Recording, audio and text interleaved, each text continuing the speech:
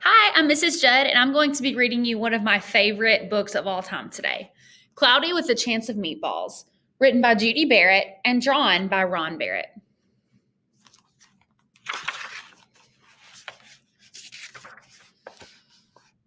We were all sitting around the big kitchen table. It was Saturday morning, pancake morning. Mom was squeezing oranges for juice. Henry and I were betting on how many pancakes we could each eat, and Grandpa was doing the flipping. Seconds later, something flew through the air toward the kitchen ceiling and landed right on Henry. After we realized that the flying object was only a pancake, we all laughed, even Grandpa. Breakfast continued quite uneventfully. All the other pancakes landed in the pan, and all of them were eaten, even the one that landed on Henry.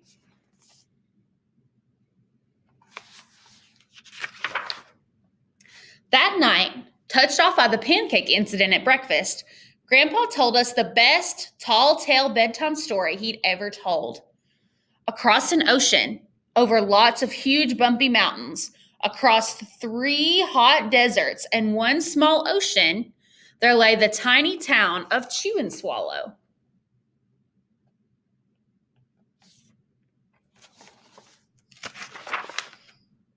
In many ways, it was very much like any other tiny town.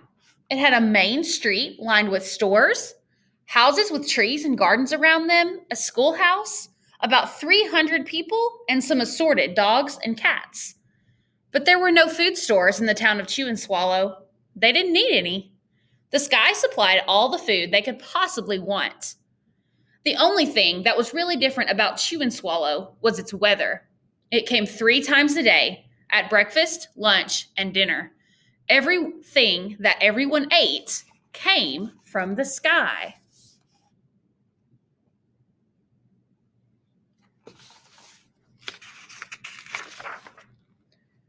Whatever the weather served was what they ate. But it never rained rain. It never snowed snow. And it never blew just wind. It rained things like soup and juice. It snowed mashed potatoes and green peas. And sometimes the wind blew in storms of hamburgers.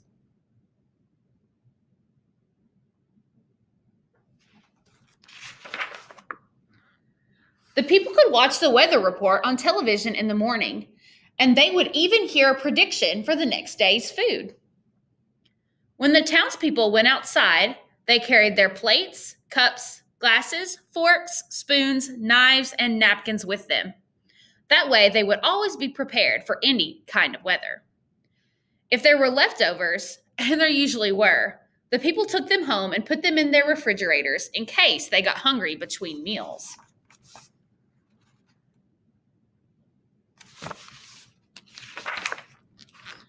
The menu varied. By the time they woke up in the morning, breakfast was coming down. After a brief shower of orange juice, low clouds of sunny-side-up eggs moved in, followed by pieces of toast. Butter and jelly sprinkled down for the toast, and most of the time it rained milk afterward. For lunch one day, frankenfurters, already in their rolls, blew in from the northwest at about 5 miles an hour. There were mustard clouds nearby. Then the wind shifted to the east and brought in baked beans. A drizzle of soda finished off the meal.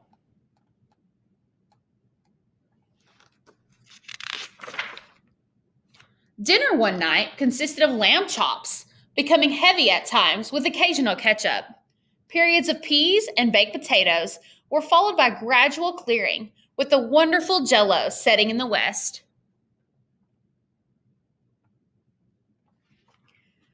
The sanitation department of Chew and Swallow had a rather unusual job for a sanitation department. It had to remove the food that fell on the houses and sidewalks and lawns. The workers cleaned up things after every meal and fed all the dogs and cats. Then they emptied some of it into the surrounding oceans for the fish and turtles and whales to eat. The rest of the food was put back into the earth so that the soil would be richer for the people's flower gardens.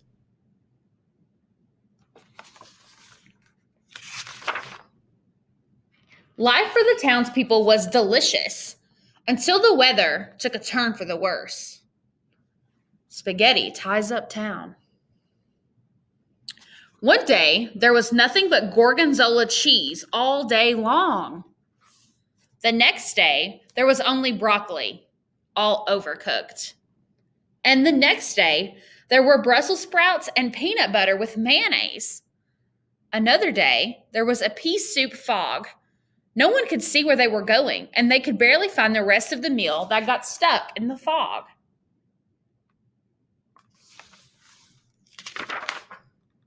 The food was getting larger and larger, and so were the portions. The people were getting frightened. Violent storms blew up frequently. Awful things were happening. One Tuesday, there was a hurricane of bread and rolls all day long and into the night. There were soft rolls and hard rolls, some with seeds and some without. There was white bread and rye and whole wheat toast. Most of it was larger than they had ever seen bread and rolls before. It was a terrible day. Everyone had to stay indoors. Roofs were damaged, and the sanitation department was beside itself. The mess took the workers 4 days to clean up, and the sea was full of floating rolls. To help out, the people piled up as much bread as they could in their backyards. The birds picked at it a bit, but it just stayed there and got staler and staler.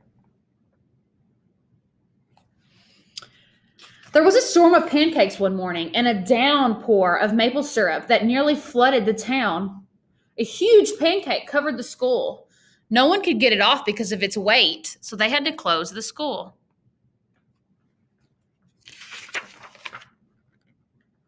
Lunch one day brought 15-inch drifts of cream cheese and jelly sandwiches. Everyone ate themselves sick, and the day ended with a stomach ache. There was an awful salt and pepper wind accompanied by an even worse tomato tornado. People were sneezing themselves silly and running to avoid the tomatoes. The town was a mess. There were seeds and pulp everywhere.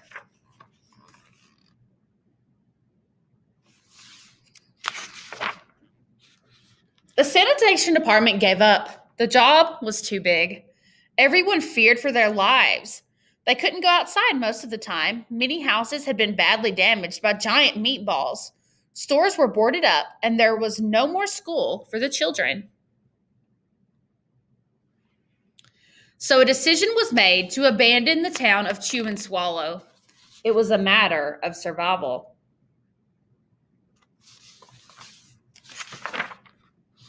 The people glued together the giant pieces of stale bread, sandwich style, with peanut butter,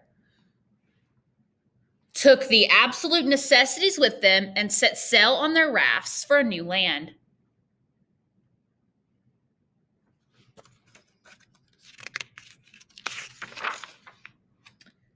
After being afloat for a week, they finally reached a small coastal town, which welcomed them. The bread had held up surprisingly well enough for them to build temporary houses for it themselves out of it. The children began school again, and the adults all tried to find places for themselves in the new land. The biggest change they had to make was getting used to buying food at the supermarket. They found it odd that the food was kept on shelves, packaged in boxes, cans, and bottles. Meat that had to be cooked was kept in large refrigerators. Nothing came down from the sky except rain and snow. The clouds above their heads were not made of fried eggs. No one ever got hit by a hamburger again. And nobody dared to go back to Chew and Swallow to find out what had happened to it. They were too afraid. Henry and I were awake until the very end of Grandpa's story. I remember his goodnight kiss. The next morning, we woke up to see snow falling outside our window. We ran downstairs for breakfast and ate it a little faster than usual so we could go sledding with Grandpa. It's funny, but even as we were sliding down the hill, we thought we saw a giant pat of butter at the top, and we could almost smell mashed potatoes. The end. Okay, And I hope you enjoyed that. That's Cloudy with the Chance of Meatballs.